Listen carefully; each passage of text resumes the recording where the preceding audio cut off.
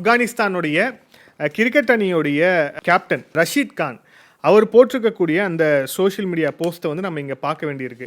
ரஷீத் கான் வந்து நம்ம ஐபிஎல்லையும் விளையாடக்கூடிய ஒரு வீரராக இருக்கிறார்.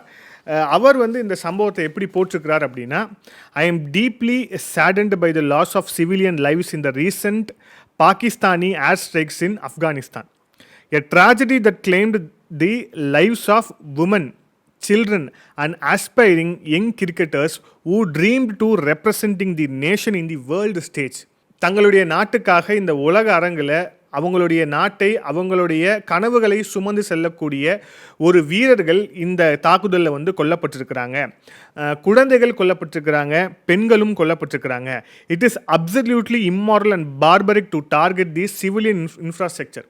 இதுதான் மிக முக்கியமாக உலக நாடுகள் கோடிட்டு பார்க்க வேண்டிய ஒரு விஷயம். இது காட்டுமிராண்டித்தனமான ஒரு தாக்குதல். அதுவும் குறிப்பாக பொதுமக்கள், சிவிலியன் இன்ஃப்ராஸ்ட்ரக்சர், பொதுமக்கள் இருக்கக்கூடிய பகுதிகளை இந்த மாதிரி டார்கெட் பண்ணுறது அப்படிங்கிறது நிச்சயமாக ஏற்றுக்கொள்ள முடியாது. Grave violation of the human rights and must not be unnoticed அப்படின்னு சொல்லிட்டு, மஸ்ட் நாட் கோ அன்னோட்டிஸ்ட் அப்படின்னு சொல்லியிருக்கிறார். அதாவது ஒரு மனித உரிமை அப்படிங்கிறதை வந்து எந்த விதத்துலையுமே கணக்கில் எடுத்துக்காமல் இந்த விஷயத்தை பாகிஸ்தானுடைய ஆட்சியாளர்கள் செஞ்சுருக்கிறாங்க அப்படின்ட்டு வந்து அவர் குற்றம் சாட்டியிருக்கிறார்.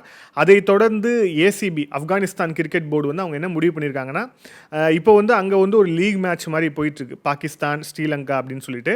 அந்த லீக் மேட்ச் வந்து நாங்கள் முழுக்க நாங்கள் வந்து விலகிறோம் அப்படின்ட்டு வந்து ஆப்கானிஸ்தானுடைய கிரிக்கெட் போர்டு அவங்க வந்து முடிவு எடுத்திருக்கிறாங்க.